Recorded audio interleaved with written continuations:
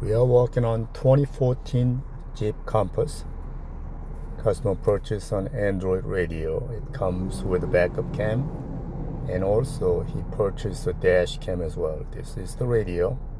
It's a 9-inch. It replaced the factory radio, obviously. It comes with a CAN bus module and T-harness. And as I said, he got the backup cam and the dash cam as well. We're not doing the backup cam and the dash cam today. We're just going to do a radio. He will do the backup cam and the dash cam some other time. First part is to remove the bezel around the radio.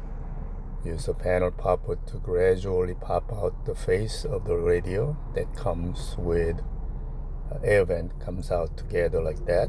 Disconnect the heater control module.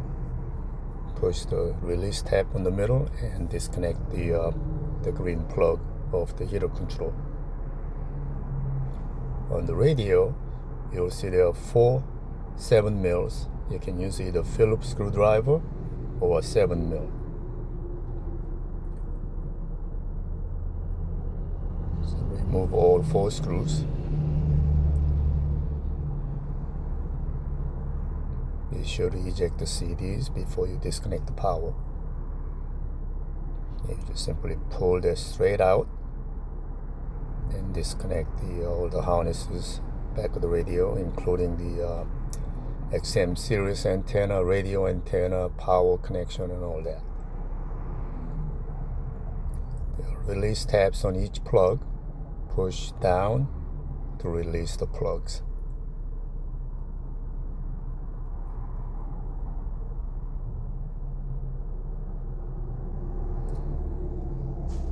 These antennas are a little bit hard to release, but it comes out by removing, pushing down the release tab. You may have to squeeze hard.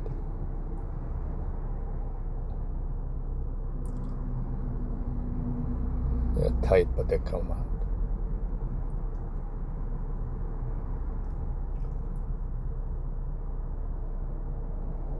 Alright, so we got the radio out. As I said, the T-harness basically plugs in, and it also comes with an antenna adapter as well as the Wi-Fi antenna. So plug all in. This is the CAN bus signal cable that enables the steering wheel control, tuning up and down on the back of the steering wheel, and that plugs into the radio. Very important. You got to plug that in, otherwise you're not going to get the car information, you're not going to get the controls on the wheel working either.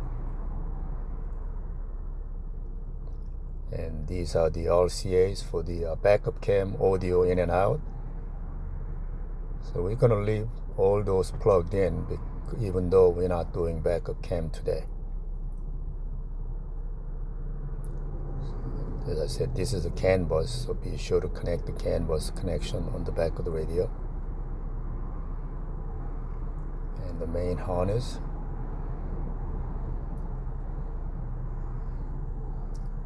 Some of these connectors, it doesn't lock in properly, so be sure to click all the way in and pull it back, make sure it's not loose. We're just gonna try to see if the radio works before we put them together. So that's a USB. As I said, we're going to connect all those harnesses behind the radio for the future use.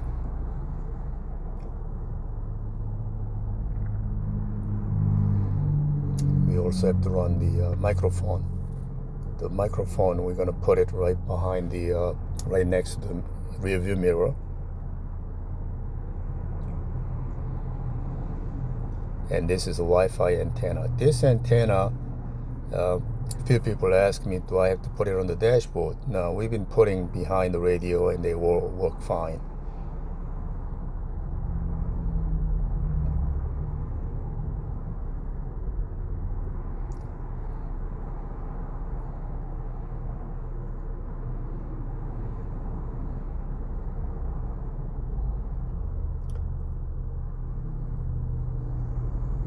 There's an antenna that goes to that white plug. There are one with a 10 antenna connection, which is a Sirius XM.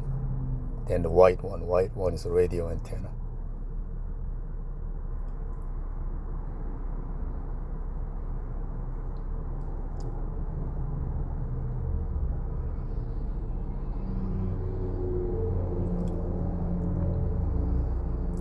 Right, the steering wheel control works.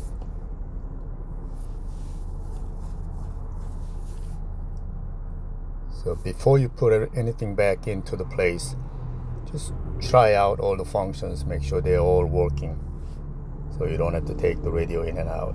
In order to do a CarPlay, they are not licensed, I don't believe, so they call it, instead of calling it CarPlay or Android Auto, they call it Z-Link.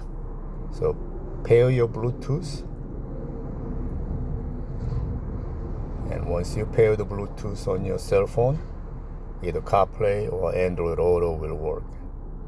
Takes a little time to pair, but once it's paired, then you can use CarPlay or Android Auto wirelessly.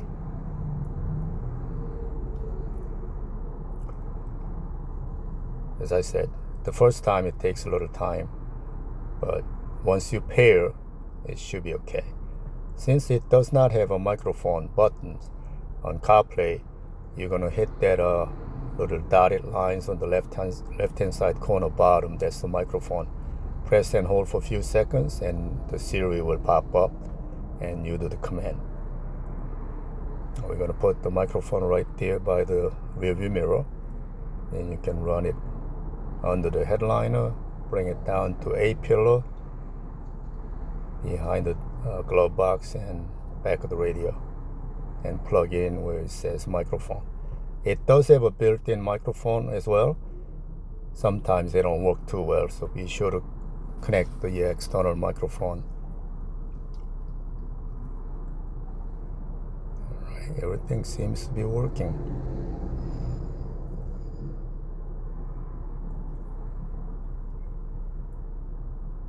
So in order to do CarPlay or Android Auto, you have to pair the Bluetooth. Once you have done that, CarPlay or Android Auto pops up like that.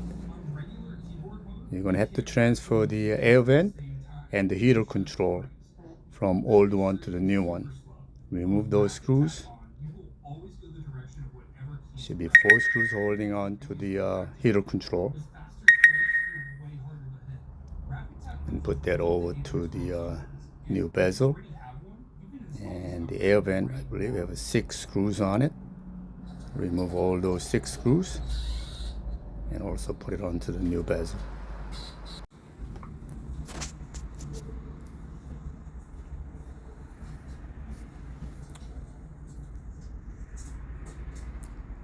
So once you remove all the screws, I'm going to put that on new radio mounting bracket.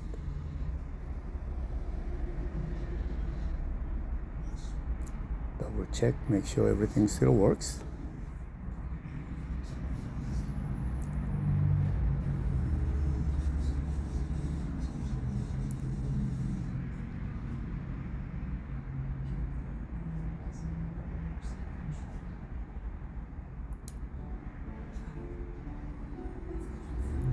Just line up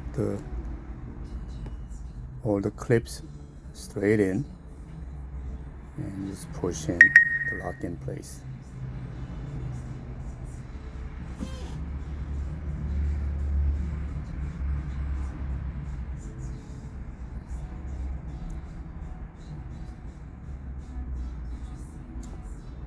So everything works.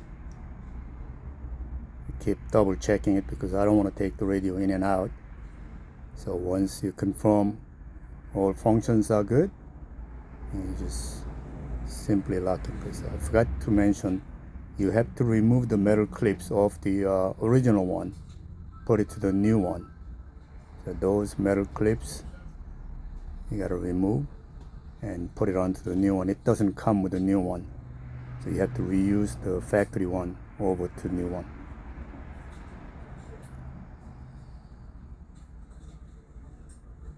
use either pick tool or panel remover and remove those metal clips.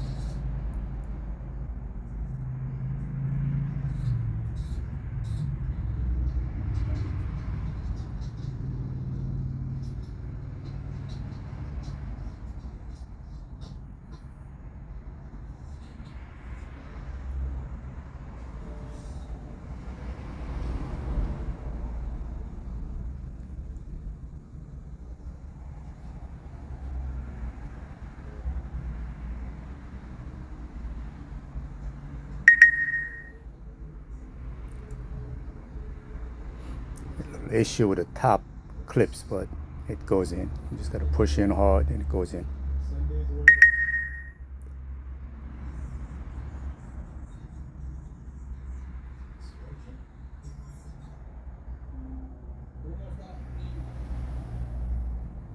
Don't forget to subscribe to our channel.